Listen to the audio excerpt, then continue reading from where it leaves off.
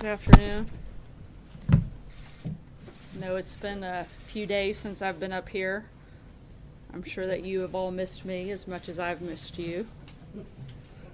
As many of you will recall, one of President Trump's core campaign promises was to defeat ISIS.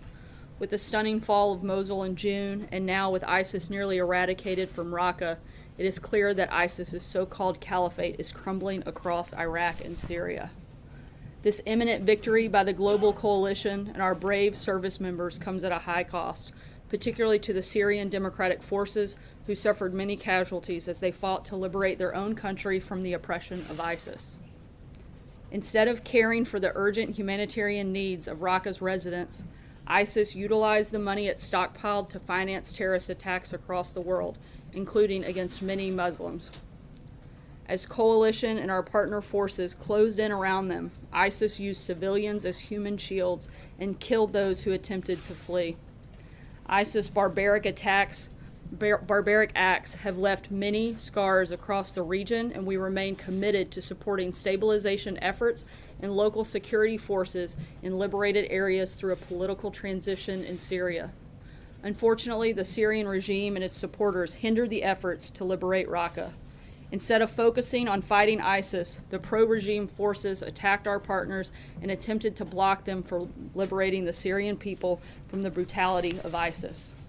While we know ISIS and its destructive ideology will remain a threat, the liberation of Raqqa will mark the beginning of a new phase in the Syrian conflict. As we and our partners take away the ability of ISIS to plot and carry out attacks from territory they control, we will continue to seek the de-escalation of violence in other battlefields across Syria. Looking ahead to tomorrow, we will be welcoming Governor Rosello of Puerto Rico to the White House to talk about the ongoing recovery and rebuilding efforts. We will continue working hand in hand with local leaders in all areas of our country that have been impacted by several natural disasters in recent months. And as President Trump has repeatedly said, we stand with our fellow citizens. We're here to help and get them back on their feet. And with that, I will take your questions. Quiet. John. Sarah, the president said earlier today that he would not allow insurance companies to pad their pockets with money from the federal government.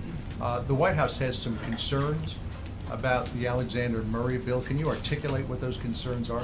Look, we've said all along that we want something that doesn't just bail out the insurance companies, but actually provides relief for all Americans. And this bill doesn't address that fact. So we want to make sure that that's taken care of. We think that this is a good step in the right direction. This president certainly supports Republicans and Democrats coming to work together, but it's not a full approach, and we need something to go a little bit further to get on board. Can you articulate specifically what the White House is concerned about? Some of the things that something about outreach dollars and making sure that the money Yes. does good insurance. Some of the things that the president has stated before, he wants to lower premiums, he wants to provide greater flexibility, he wants to drive competition, he likes the idea of block grants to states. Those are a lot of the ideas that he'd like to see in a health care plan. Thanks, Sarah. Let's go to the president's tweet this morning, if we can. What proof does President Trump have when he says Congresswoman Wilson is not telling the truth? Are there recordings of his phone call with Maisha Johnson? No, but there were several people in the room from the administration that were on the call, including the Chief of Staff, General John Kelly. The president also said that he has called every family of someone who's died. Is that true? The president's made contact with all of the families that have been presented to him through the White House Military Office. There have been families that have since come forward in this to the Associated Press. The names are in these reports who say they've not actually heard from this White House in any capacity. All of the individuals that the president has been presented with through the proper protocol have been contacted through that process. Jeff. Sarah, just to follow up on the healthcare question, is it correct then to say that President Trump does not support this deal in its current form? Correct.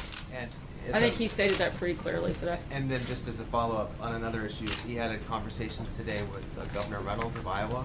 Can you tell us a little bit about what they discussed, and did he make any assurances about the renewable fuel standard during that discussion? They didn't make any assurances on that specific issue. It was discussed, and they're going to continue to look at that process, but no definitive decision was made on RFS on today's call, but it was discussed.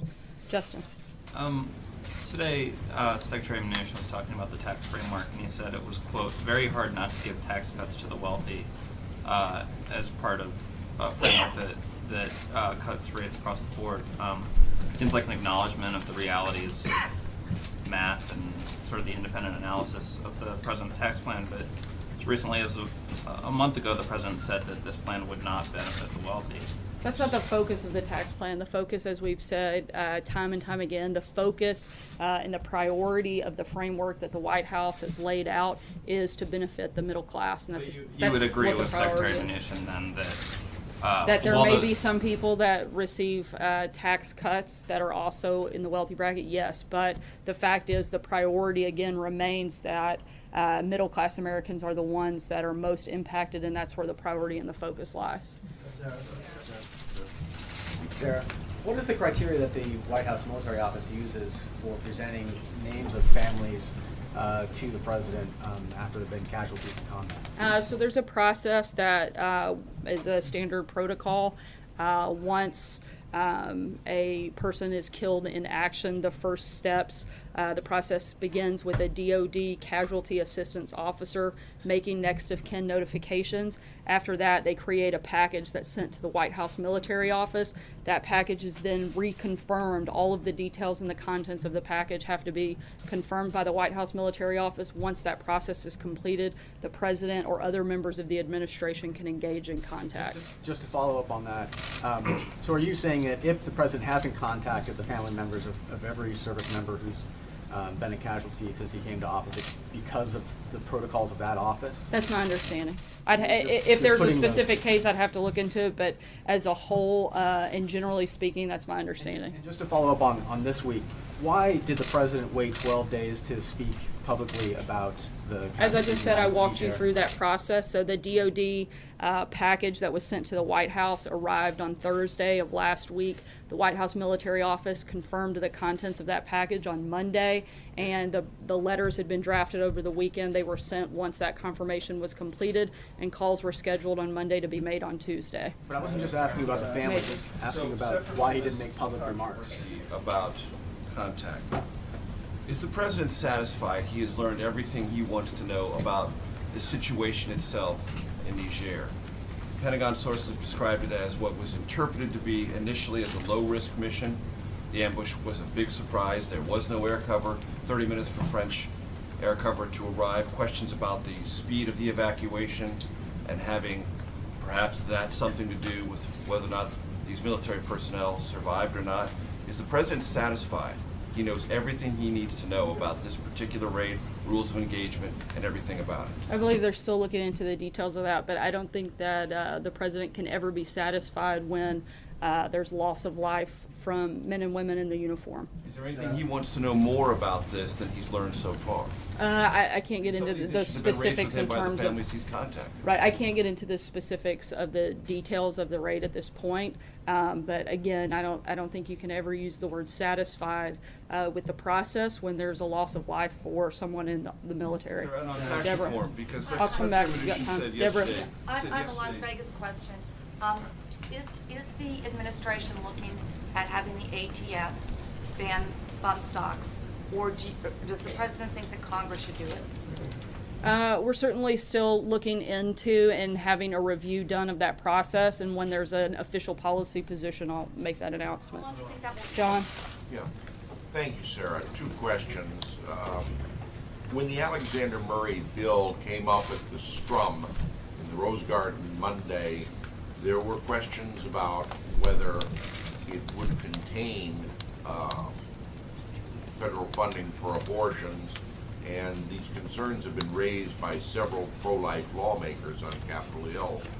Will the president rule out signing any kind of measure that includes funding for abortion? The president stated that he would like to see a health care bill that does not include funding for Will he abortion. rule out signing one that does? I believe that that is probably something that would be a priority for him, but in terms of negotiating what that healthcare package would look like, I'm not going to do that from the podium My today. second question. Hold on, I'm going to try to take one question a day to get to everybody. John Decker. Thank you, Sarah. A question about the NFL.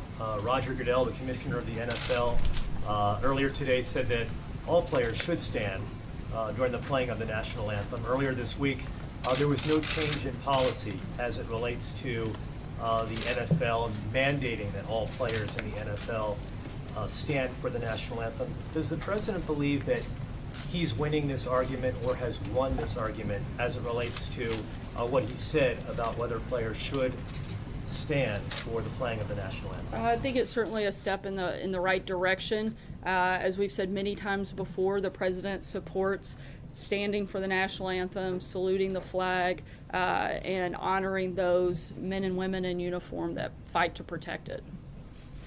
Sarah, thanks.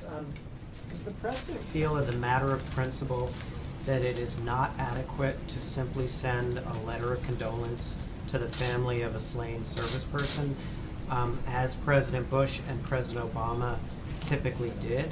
And does he feel that it was not adequate for President Obama to have sent a letter to General Kelly but not called General Kelly on the death of his son? I don't think that there's anything that any president can do. There's never going to be enough that a president can do for the families of those that are killed in action. The point the president was making is that there's a different process. Sometimes they call, sometimes they write letters, sometimes they engage directly. The comments were certainly, I think, taken very far out of context by the media, and if there's any frustration, I think that's where it should be focused. Sarah. Like, Let me ask you about something Steve Mnuchin had said, since you guys talk about the stock market a lot and the president does as well. He said, and I quote here, "There's no question in my mind that if we don't get it done," meaning tax reform, that you're going to see a reversal of significant amount of these gains, essentially saying if tax reform doesn't happen, there could be a major correction on the corner of Wall and Broad. How concerned is the president at this point of that possibility? we're confident that we're going to get tax cuts done, and so that's what we're focused on, and we're going to continue pushing forward until we get there. And on the healthcare bill, if you don't mind, what changed? I'm sorry, I'm just going to take one question a day. The president tweeted about the California wildfire situation. Does he have any plans at this point to visit California and to survey the damage in person?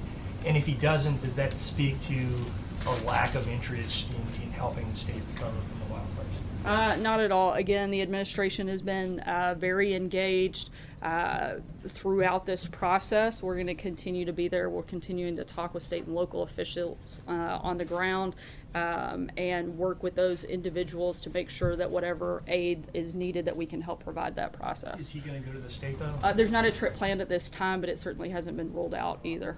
Philip. Thank you, Sarah. Can you please clarify the president's position on Kurdistan, especially on Iraqi Kurdistan, especially given the takeover of Kirkuk? And does the president see Kurdistan as an ally in general?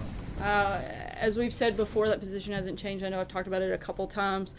We urge all sides to avoid escalating this further. We oppose the violence from any party, and we'd like for them to be focused on helping continue in the fights against ISIS, and Iran, and that's where we'd like to see their energy focus. So that they're keeping the status quo? Sorry, I'm going to keep to one question. Thanks, Sarah. It's been more than 2 months since the president said that he would declare the opioid epidemic a national public emergency.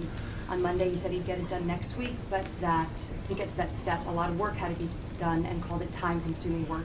Can you explain why it's taking so long, detail some of what this time-consuming work is, and what players are involved in this process? There's a very in-depth legal process that goes with declaring a national emergency. We'll make further announcements on that next week, but there have been multiple people. It's an interagency process. A lot of different stakeholders have been involved, and we'll have further announcements on that next week, like the president said. Can you tell me whether or not, is there a... Sorry, I'm going to stick to the one question. Yeah.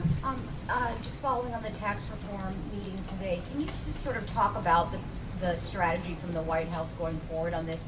I know that Mark Short had told us before that Democrats were a must-have on this bill or on tax reform? Is that still where things are? I think it's pretty simple. The strategy is to get enough votes to pass tax cuts. Okay, so can you just elaborate a little bit on the getting Democrats on board? Look, we'd love to see them get on board. We don't know why any Democrat would want to be against providing tax relief and tax cuts specifically to middle-class America. I don't know why anybody wouldn't want to get on board with that. Hunter? Thank you, Sarah. It's been almost a month since Hurricane Maria hit Puerto Rico. Almost 80% of the island is without power, and about 1 million Americans, a third of the population there, still don't have reliable drinking water. Does the administration consider the current state of affairs in Puerto Rico acceptable? And when it comes to Puerto Rico, does the buck stop with President Trump? Look, we're continuing to do everything that we can to help the people of Puerto Rico. It's one of the reasons that the governor will be here at the White House tomorrow to continue those conversations, to talk about how best the federal government can help aid state and local governments and help in the rebuilding and recovery efforts. Eamon? Thank you, Sarah. On the Fed chair search, the president once said that he considers himself to be a low interest rate guy. Does he still consider himself to be a low interest rate guy, and will that have any bearing on who he selects to run the Fed? As the president said yesterday, he's interviewed a number of very qualified individuals, and he'll make that announcement in the coming days, and we can deliberate all of the details of that once that happens. I'm sorry?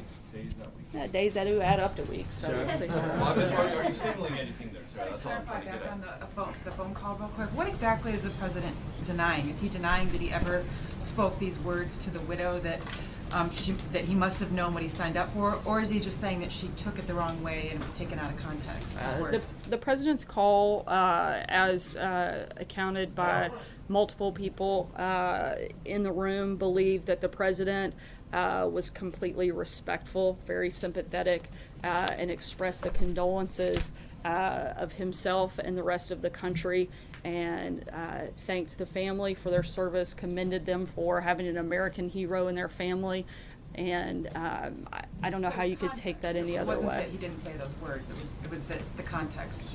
He felt that she put it in the wrong context. Is that it?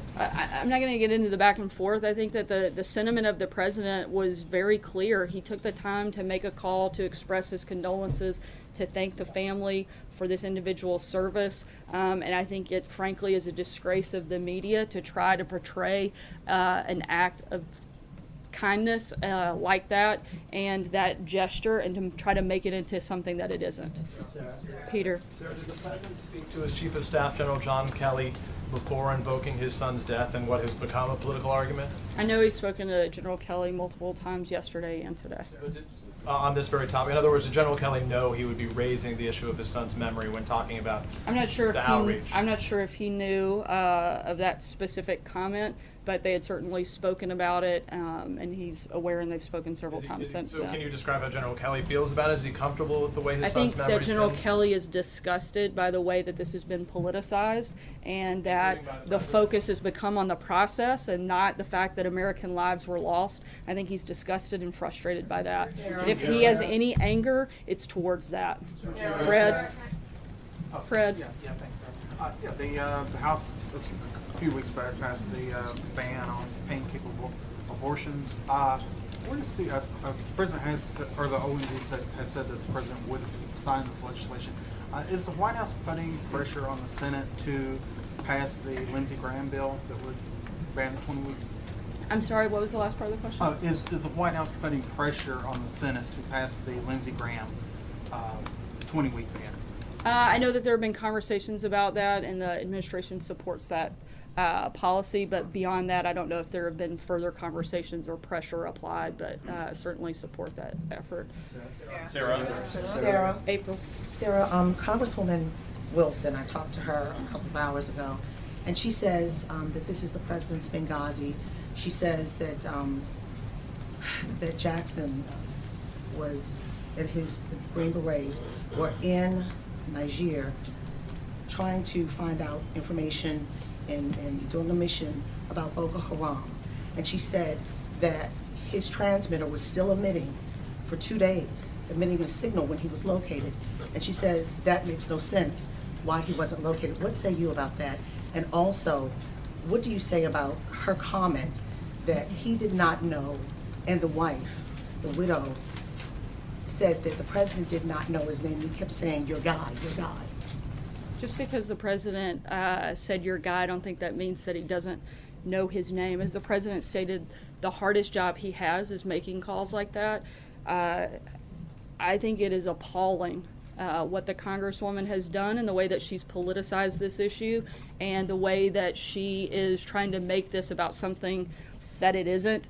This was a president who loves our country very much, who has the greatest level of respect for men and women in the uniform, and wanted to call and offer condolences to the family. And I think to try to create something from that the Congresswoman is doing is frankly appalling and disgusting. About what she said about Boko Haram and Niger. What did you say about what she said about the mission and Ben comparing As I it said to Benghazi? Major before, I'm not going to get into the details of that action at this point. Was she right? As I said before, I'm not going to get into the details of that action at this time, and when we have further information, I'll be happy to discuss it with you. Thank you, Sarah. Pally? Thank you. I just want to, setting aside the Congresswoman, setting aside the discussion about the politicization of this, the woman who raised Sergeant Johnson spoke to the Washington Post and said she felt like her son had been disrespected. And again, I'm not asking about what Congresswoman Wilson had to say, I'm not asking about any of that, but given that somebody who has, as you rightly note, making these phone calls is probably one of the hardest things a commander-in-chief has to do.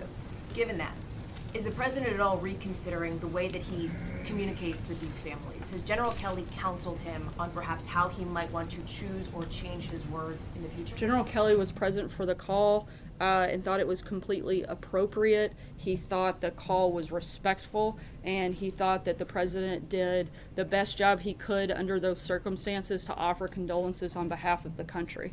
Empathetic enough, Sarah? Was there part, is that On part of it? NAFTA, the Canadian and the Mexican negotiators have rejected the U.S. proposals that were described as unconventional and troubling. Is NAFTA dead? Not yet, but as the president said, it's a bad deal, and he wants to make sure that we have a deal that benefits American workers. That's what this administration is focused on. We're going to continue to push forward, and if we can't get there, then we'll let you know what the changes are. Francesca? Thank you, Sarah. In a tweet this morning, President Trump said that former FBI Director James Comey lied, leaked, and totally protected Hillary Clinton. He also asked, where is the Justice Department on this? What exactly does the president want the Justice Department to do? Is he calling for a prosecution of James Comey? What's he asking for here? Look, the White House hasn't and won't offer a legal opinion on Comey's conduct. But in fact, to the contrary, the White House has actually deferred, as it should, any and all legal questions regarding Director Comey to the Department of Justice. That's the appropriate venue for those things to be dealt with. What's he asking the Department of Justice to do, though, in his tweet this morning? That's what I'm asking. We refer any legal action to the Department of Justice. Anything on that front would be handled by them. Sarah? Sarah, normally when the president is upset about something, we hear from him pretty quickly about it, whether it's an issue with the senator, whether it's an issue with the NFL. So why did it take nearly 2 weeks for him to say something about this ISIS ambush? Not to reach out for the families necessarily, but even to offer public condolences or to explain to the American public what happened and how the deadliest combat mission involving American troops went so wrong. As I said before, there is a protocol for that, but there's also, we did make public remarks from the administration. I know I did in short order after that happened from the podium at the direction of the president, and I speak on his behalf, and I did that on behalf of the president and the administration. Sarah, you brought up politicizing a couple of times in relation to Congresswoman Wilson, but did the president politicize General Kelly's son's death by bringing it up as a defense for his claims about what past presidents did or did not do with He was responding to a question and stating a fact. Just to clarify your earlier answer, you're not denying that in some point in the conversations the president used the words, "it's what he signed up for." I spoke specifically to the sentiment that was offered by the president. I didn't get into the details of a personal call because I don't find that to be that appropriate. Trey? Thank you, Sarah. You opened up at the top discussing the liberation of Raqqa. So my question for you is, how does the president envision future U.S. involvement in both Syria and Iraq post-ISIS? We want to continue to work with our coalition forces to completely destroy and defeat ISIS. Right now, that's the priority, and that's the focus, and that's what we're going to continue to be focused on at this time.